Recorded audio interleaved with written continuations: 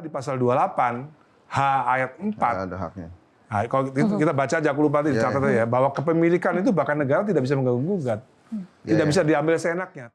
Penyanyi-penyanyi ini nggak ngerti kalau menguji ke MK, namanya kan Mahkamah Konstitusi. Itu kan menguji apakah pasal ini bertentangan dengan Undang-Undang Dasar atau tidak sebagai konstitusi.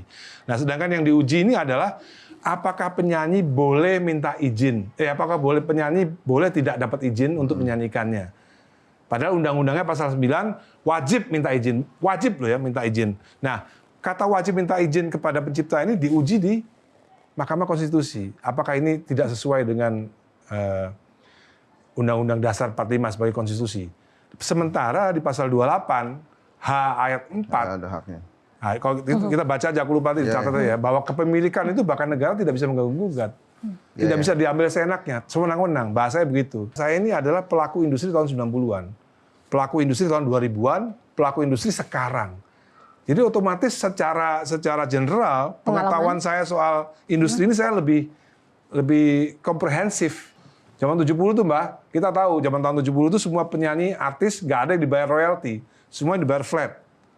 Itu zamannya begitu, tiba-tiba tahun 80 sama tahun 90 baru ada royalti. Baru ada digital. Jadi saya itu kan ngalamin semua dari tahun 90, 80, 2000 sampai sekarang ngalamin semua. Nah, sementara mereka yang nggak pernah ngalamin kok tiba-tiba ngomong-ngomong seenaknya gitu. Ini yang saya kesel tuh begitu. Diajak diskusi nggak mau, diajak rebut nggak mau, tapi tiba-tiba ngomong di TV, ngomong di media, senyeplos-nyeplosnya aja. Ya saya semes. Gitu. Gini, Jo, ini ya. Ada pencipta lagu, Darah Juang judulnya. Mereka dirampas haknya, tergusur dan lapar. Enak lagu itu. Bunda relakan darah juang kami untuk kebebasan rakyat gitu ya. Pencipta aslinya tidak pernah marah terhadap orang yang menyanyikan lagu itu dan disangka penciptanya. Nah, maksud saya ini masih terkait dengan judicial review. Gimana kalau ada pencipta lagu yang against Mas Dhani, yang mengatakan bahwa gue menciptakan lagu untuk pleasure-nya orang-orang, silahkan aja kalau mau dipakai. Gue dapat pahalanya aja. Dan itu ada di sidang MK misalnya. Itu kan ngelawan Mas Dhani tuh. Akhirnya misalnya kemudian hakim MK-nya mendengarkan itu, dan akhirnya dikabulkan permohonan lawan Mas Dhani itu gimana tuh? Tapi kan itu kan melawan general opinion. Kan nggak semuanya seperti itu opini. Ya kan kita harus pahami itu. Bisa aja misalnya kayak Ariel pada ngomong, saya membolehkan semua orang nyanyi lagu saya tanpa minta izin, ya nggak apa-apa, itu kan pendapat pribadi. Tapi kan undang-undangnya bunyinya nggak begitu. Masalahnya udah ada undang-undangnya gitu loh. Dan ada beberapa pencipta lagu yang memang kehidupannya tidak sesejahtera penyanyinya, bukan? Banyak.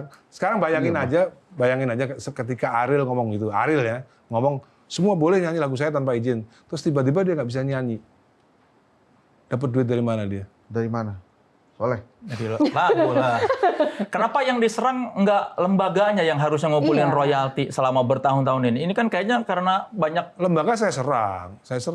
Cuman kan dia serang semua kelihatannya, Bro. Iya, serang semua. Cuman kan yang out loud itu kan justru penyanyi yang out loud gitu loh. Kalau lembaga saya serang juga. Jelajahi cara baru mendapatkan informasi. Download Metro TV Extend sekarang.